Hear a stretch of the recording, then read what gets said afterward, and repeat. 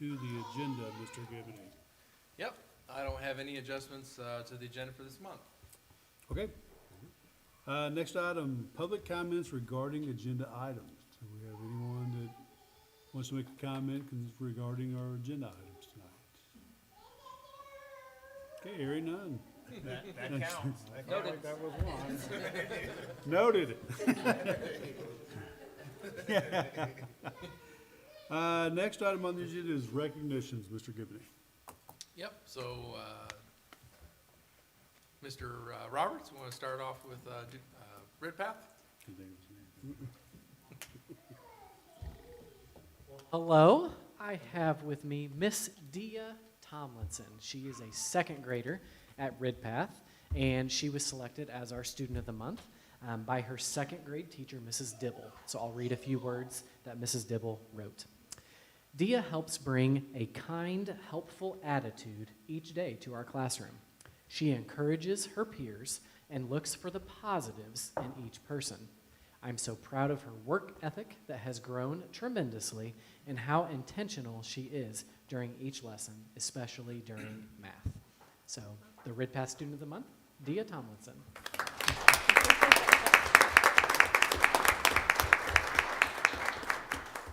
And we, just so everyone's aware, we have a photo backdrop set up just down the hall, so you can take photos with your student, and then certainly welcome to come back in and attend the rest of the meeting, or take your student home, because realize we have school tomorrow. Mr. McHugh?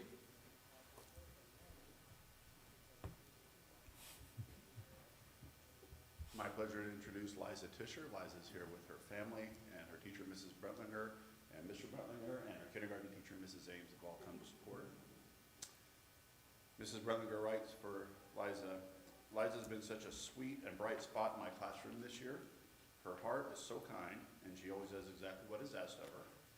She has shown loving, caring, and selfless behaviors consistently.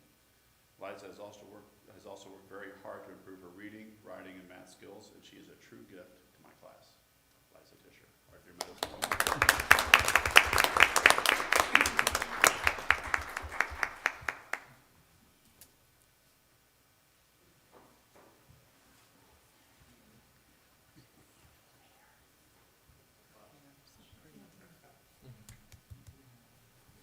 She's got a whole crew.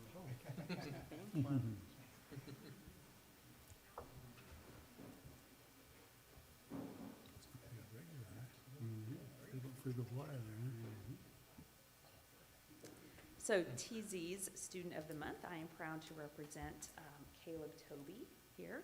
Caleb is a fifth grader in Mrs. Fowler's class, and she is also here this evening for Caleb. So she has written, Caleb has made so much progress since the beginning of the school year. His attitude has greatly improved, as has his relationships with peers. Caleb has been working hard to control his emotions and to be respectful to adults, and doing a really good job, I might add. Not only has Caleb made strides in his behavior goals, but also his academics. Caleb raised his grades in all subjects during the second 9 weeks and earned the TZ SOAR Award. I am incredibly proud of all the hard work Caleb has been putting in, as are we all at TZ. Congratulations, Caleb Toby.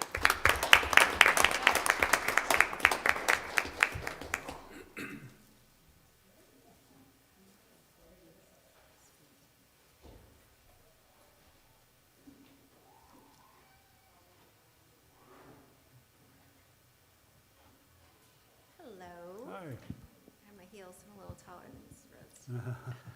This is Cameron Wisely. He is our GMS Student of the Month. His 8th grade teachers nominated him because he is such a great student and young person.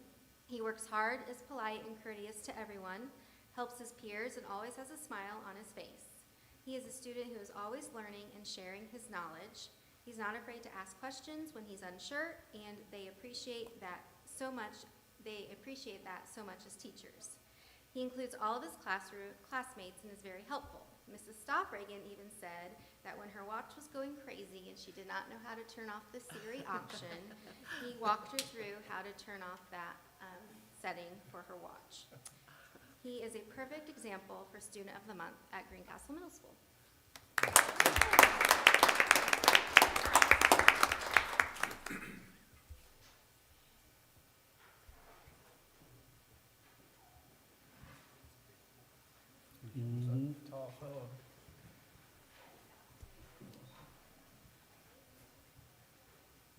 the student of the month for the high school is Dawson Lyons. Our character trait was trustworthiness. Several teachers added to this. Dawson is a student who we know will do what is expected when no one is looking. He has a sense of humor and makes you think, wow, what a nice, caring, smart student, when you're lucky to have a conversation with him. He's very talented in theater and culinary arts. He has a big heart who cares for others. He's a great role model for others and represents the character trustworthiness. We are proud to have Dawson.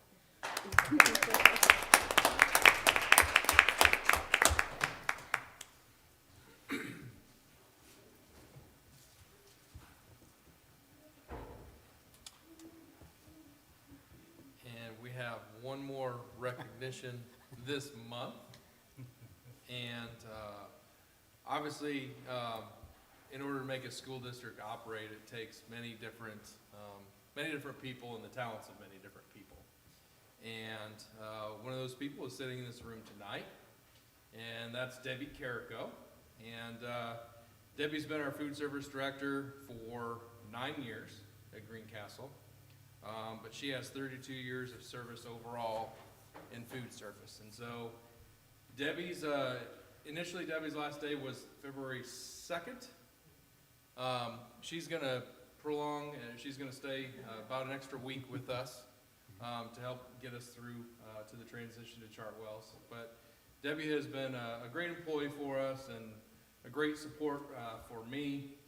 And she's really helped us through the transition, and she's just done a fabulous job in making sure our students have healthy and nutritious meals. And we are going to miss you, Debbie, but we will certainly wish you well with your retirement, and I have just a small token of our appreciation.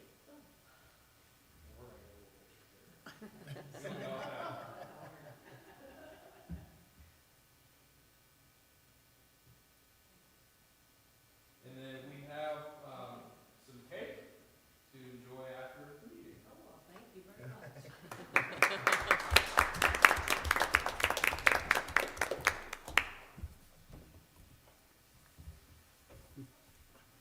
Okay. Next item on the agenda is the approval of the consent agenda, which consists of meeting minutes from a board work session of December 2nd, or, excuse me, 7th, 2022, regular meeting minutes from December 12th, 2022, and the special meeting minutes from January 4th, 2023, the allowance of claims, financial report, and personnel reports, parts 1 and 2, which are posted on the door and the website. Mrs. Romer? Yes. Hello, everyone. To begin our finance packet, we're just going to go over some payrolls from December. Our first payroll from December was dated December 9th, 2022, for a total payroll of $554,870.42. And per usual, we've got some payroll taxes, and we have retirement to go along with that. So if we go through a couple pages here to the very last page, you're going to see that the total for retirement and payroll taxes is $167,199.75 for the December 9th payroll. The second regular payroll in December was dated December 23rd for a total payroll of $509,810.82. And once again, we've got some payroll taxes and some retirement. If we go to the very last page, the total for both of those items would be $148,572.38 for the December 23rd payroll. And then next in our packet, we've got some prepays that we did for the month of December 2022. The only thing that would be kind of unusual, I suppose, in this list would be you'll see a bond payment for bond 2021 for $521,000. If anyone has any questions about that. Otherwise, I think everything else is probably pretty standard here with our prepays. We did have an adjustment we needed to make for a PERF eligible employee. PERF was not taking his upload. And apparently he was attached to another school, so we had to wait for all that to play out. So for that custodian, we had to pay all in lump sum, $761.41. So that's why you're seeing that on there. So total prepays for the month of December was $851,941.40. And then in December, earlier in December, you gave me permission to go ahead and do a last round of accounts payable to clear out 2022 so we could use any remaining appropriations. We've got a list here that's dated December 28th. Did anyone have any questions about anything on that list? No? Okay. The total on that dated December 28th, 2022 was $137,043.01. And then in your packet, you've got a list of claims that's dated for today. Is there anyone have any questions about any of the list dated today, January 23rd? No? Okay. Total claims dated for today, January 23rd, $191,547.80. And then if we're ready to go ahead and move on to the fund report and finance report. Okay, next in your packet, you're gonna see the fund report. Balance at the end of December 2022 in education fund was $3,059,261.74. And then the balance in operations, that would be Fund 300, was $1,381,376.72. If you go to the very last page of the fund report, and that would be page 5, you're gonna see balance in all funds is $9,628,781.09. Next in your packet, you're gonna see a bank to fund balance report, and again, this has been a little bit different than what we've done in the past. So really, at the end result is here, is we want our grand total for funds to match our grand total for banks. And you can see that in the last column there, right there in the middle, that our fund balance and our bank balances are in alignment. I mean, there's no difference there. That's exactly where we need to be. Something that has not been where we need it to be are our actual bank balances because of our migration. And I'm very happy to tell you that all of the banks are in balance now. So, so that's basically our depository statement as it has been in the past. And I'm fine to go ahead and continue with this format, or we can revert back to the previous format that shows you the total outstanding checks. And that's something that we can, we can talk about. Whether or not you would care to do that, or if you would like to stick with this new format. This is fine with It's us. fine with you? Okay, well, we'll just go ahead and we'll stick with that then. And then, next in your packet, you're gonna see a fund transfer report. This fund transfer report is probably gonna be a little more lengthy than normal because we do have end-of-year transfers. A couple of things on here that you'll see: transfer from Bank 2 to Bank 10.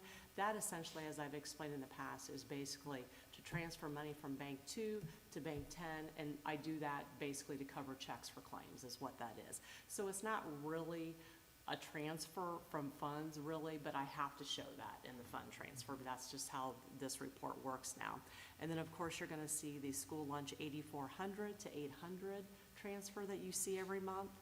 And then we had some transfers from LIT dollars to debt service dollars. We could go into depth about that, but we won't bore you unless you have questions about it. And then, of course, we qualified for the circuit breaker for protected taxes, so we went ahead and made that transfer. And then finally, we had the operations to rainy day transfer that we usually have at the end of the school year if we're in a position that we're able to do that. And we were able to do that this year. So lastly, in your finance packet, you're gonna see a summary of expenditures for bond 2021 and bond 2022. Bond 2021, we had a balance forward, expenditures forward of $11,966,292.78. We had some new expenditures dated in December 2022. So our total expenditures in bond 2021 as of the end of December is $12,056,848.02. And then in bond 2022, we had expenditures forward of $61,254.89. We did not have any new expenditures in the month of December, so that will be our total expenditures in bond 2022.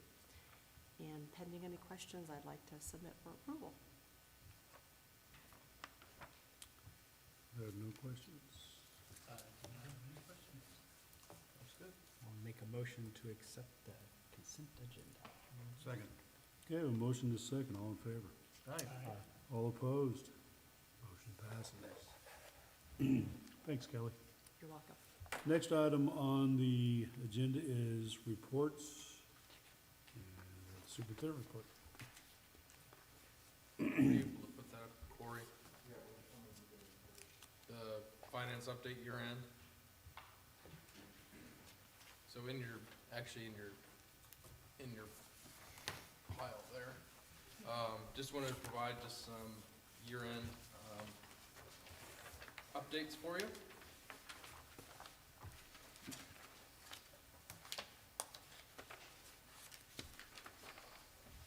So you can go to the second slide. So one of the things that I do throughout the year is track our estimated revenue versus the revenue that we receive, whether it be our tuition support from the state, miscellaneous revenue in the education fund, and that would be things like student fees, textbooks,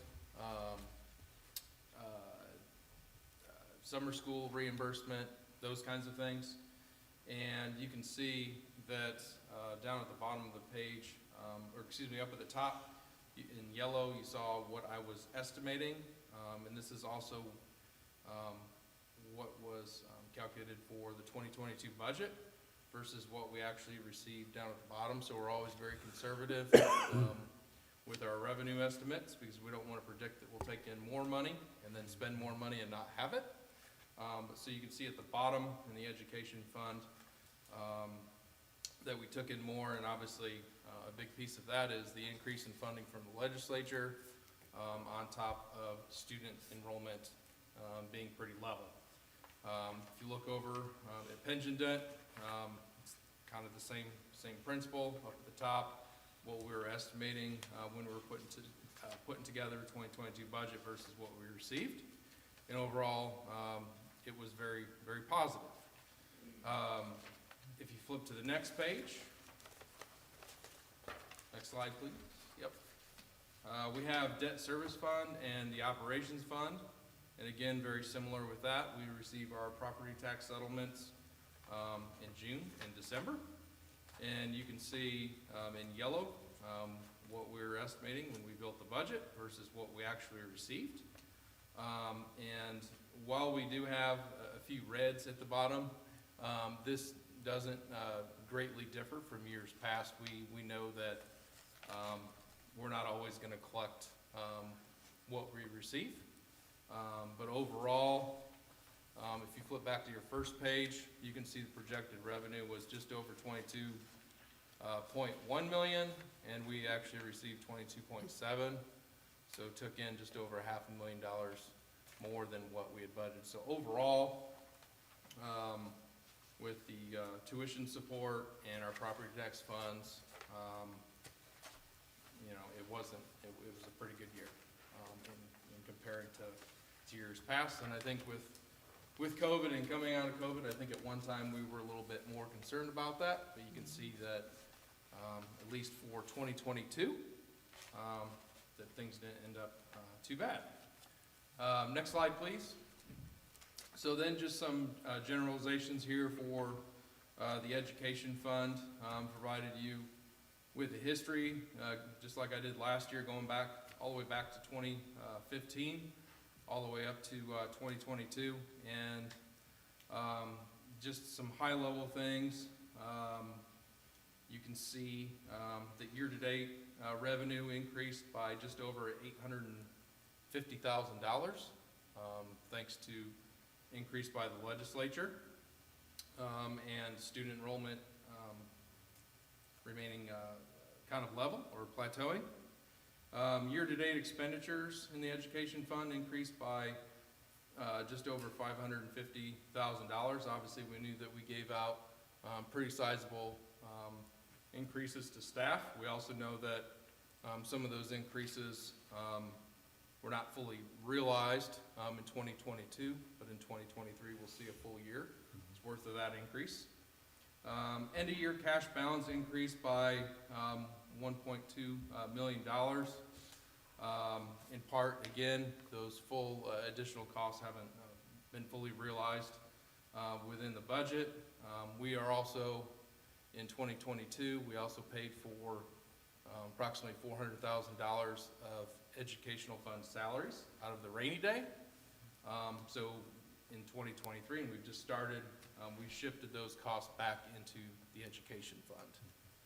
So that is not a, fully accurate picture without that. The other, one of the other notes to make is the education fund to operations fund transfer. So that 15% mark of total revenue from education fund, you want to stay below 15% in making that transfer. We know that dating back a few years with the way school funding and school budgeting was done, they shifted some of those costs from the education fund to the operations fund, so thus we have to transfer funds to carry those costs for things such as my salary, as well as other members in my office. And we actually only transferred 13.85%, so well below that 15%, and actually almost a full percent, well, almost 3/4 of a full percent below what we did last year. So that would attribute to some additional revenue in the education fund. So overall, in much better financial shape than we were in just a few years ago. So obviously we ended in the black, even with providing some of those additional increases and working to build up a healthier reserve, so we don't put ourselves in a bad spot. Next slide, please. And then the operations fund, some similar information there. Looking at the total revenue, year-to-date revenue increased by $69,000, just over $69,000. We know that our levy, we're able to levy more because we have the growth quotient with the rate for the operations fund, so we're able to generate a little bit more revenue. We also had the higher assessed valuation. But on the flip side, year-to-date expenditures also increased by just over $500,000. We also know that we gave some increases to staff. We overspent revenue by just over $250,000. This is obviously something that I'll monitor moving forwards, but we did have a healthy reserve and healthy cash balance, so I was comfortable doing it with that. We had several one-time expenditures that we paid cash for, such as the, they weren't the laptops, but they were the desktops. So rather than financing out, we made a chunk payment of just under $100,000. So overall, we're still in a healthy spot there, but that's not something that we want to do year to year. On top of that, in impacting that, we did make a $500,000 transfer from operations fund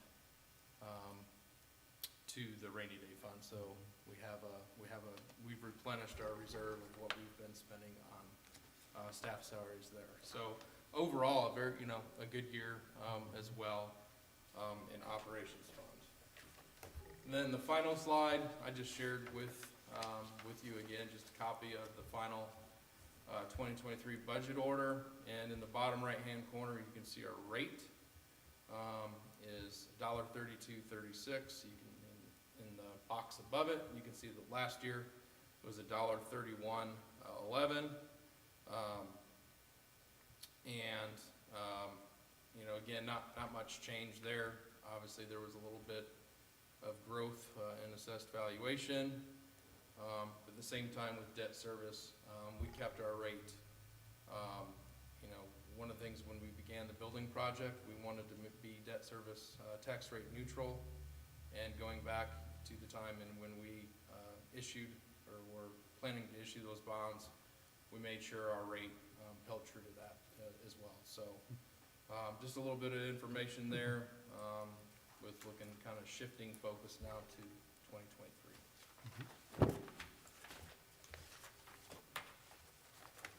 Okay, great. Thanks. Anybody have any questions?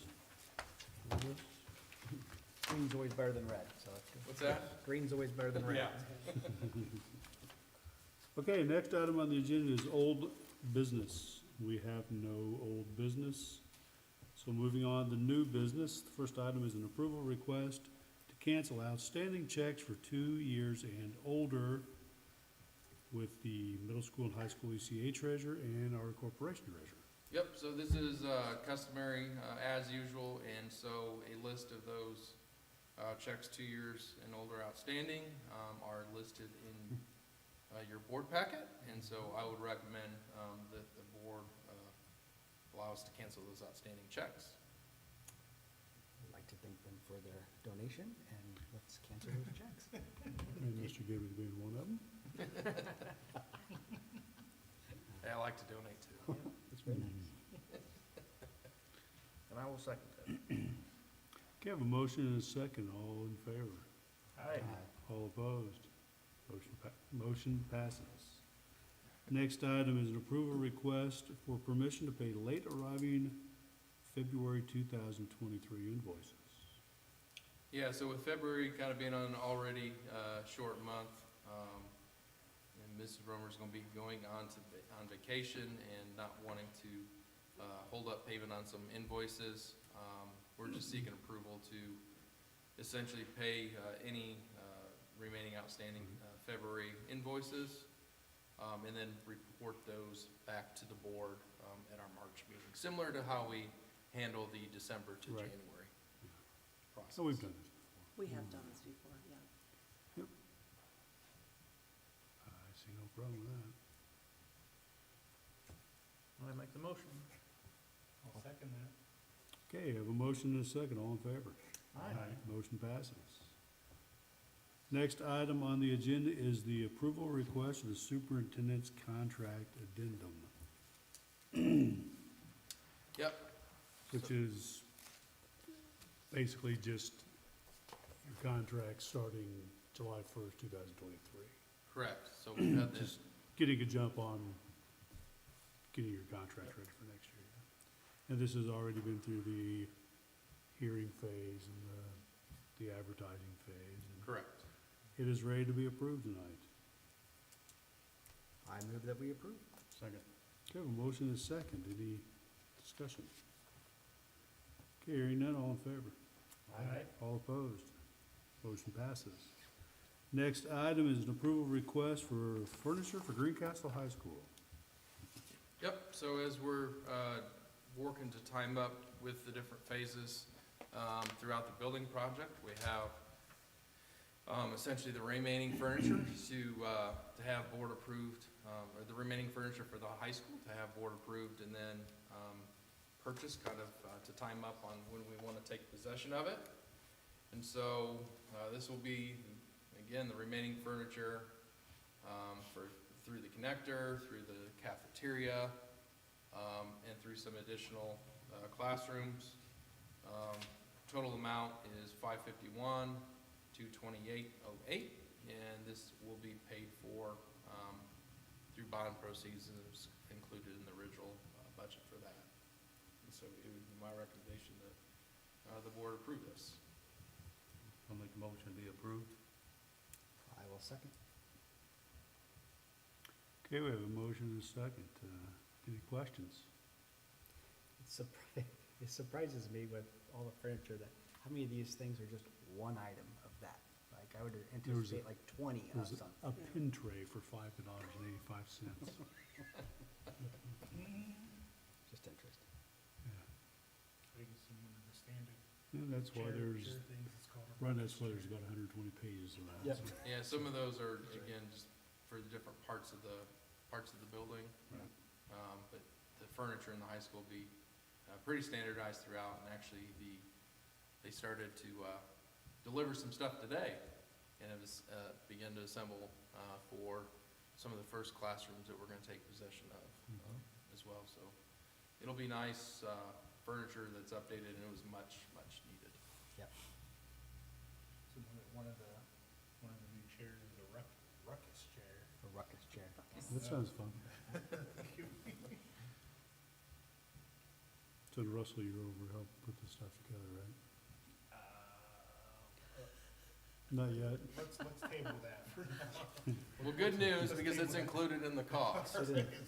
They assemble all of it, Let's table that discussion.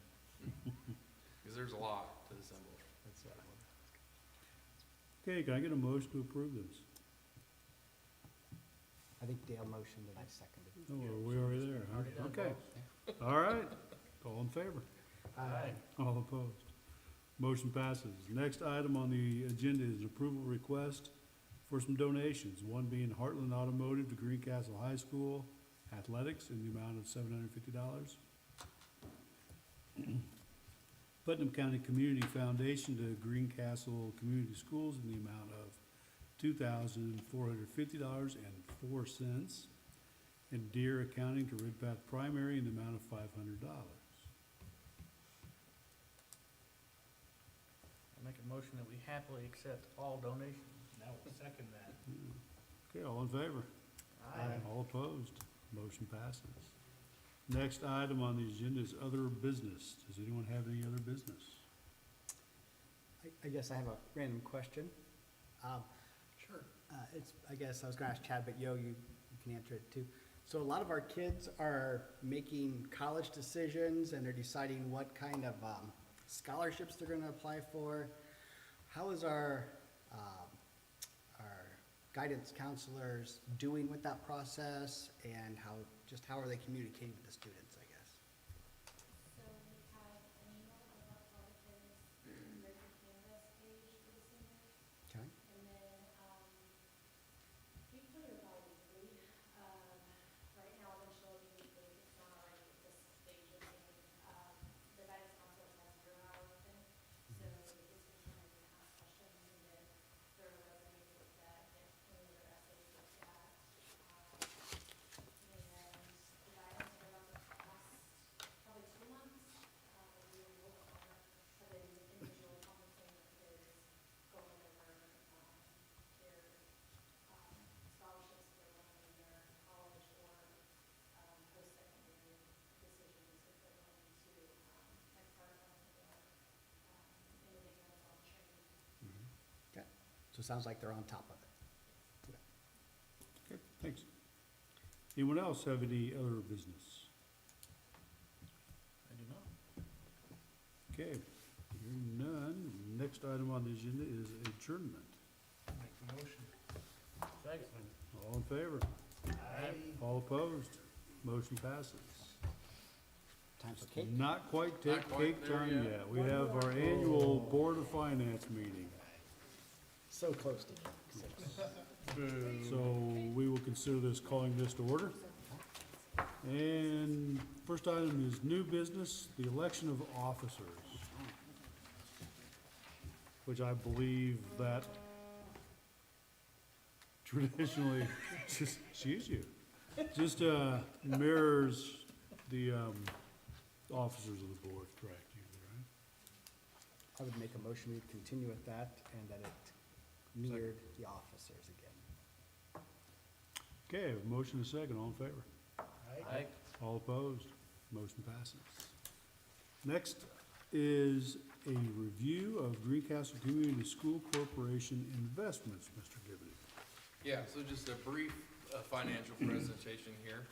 The first thing is actually a review of our corporation investments. So we don't have any true investments, but I would like to share that we did generate $23,675.06 in interest on our bank accounts last year.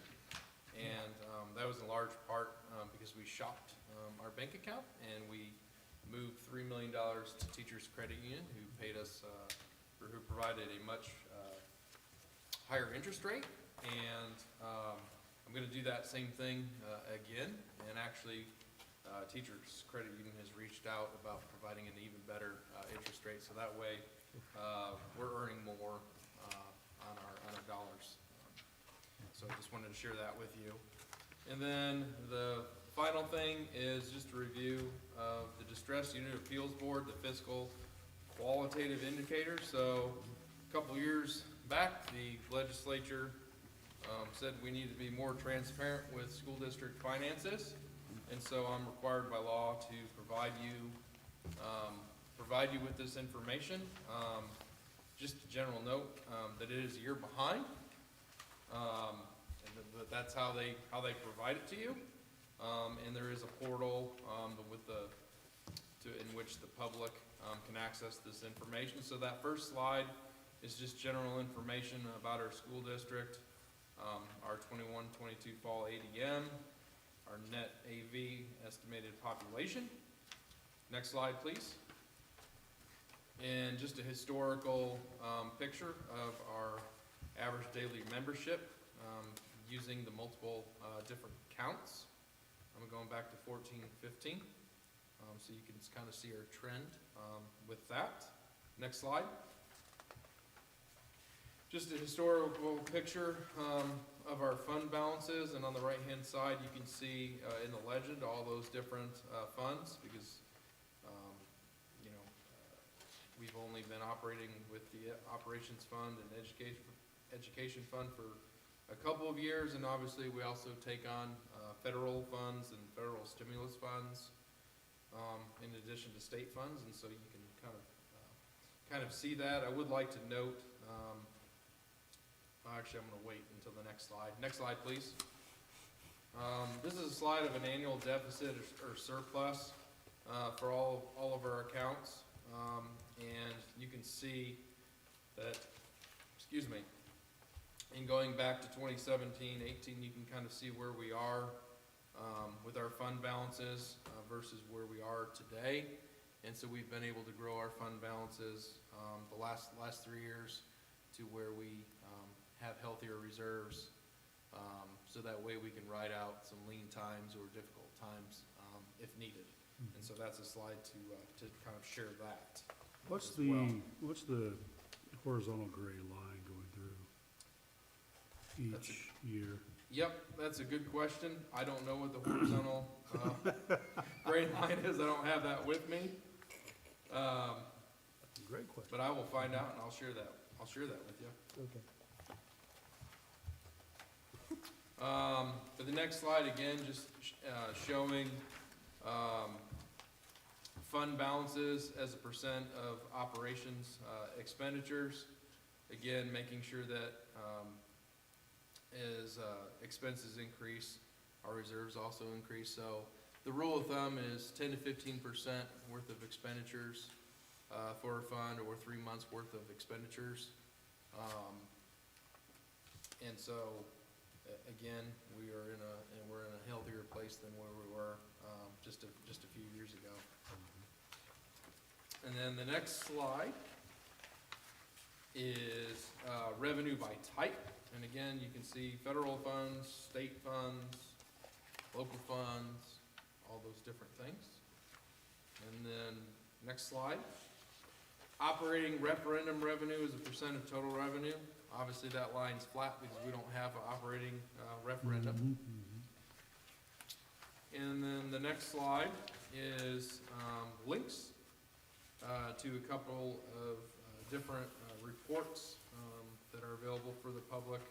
Our audits, Gateway for Governmental Units, InView, IDOE InView, and then the DOE school financial reports for things like Form 9 and such. So this is something that we're required to do annually by law, so I wanted to share this important information with you. Okay. Thank you. Yeah. Next item on the agenda of the Board of Finance meeting is board member or superintendent comments. Appreciate all the work you do. Yes. We're going in a positive direction, so thank you. Agreed. Everybody's looking well. Thank you. Yeah, that's only up to 2021, so I'm sure the next couple of years will look even better. Okay, next item is adjournment.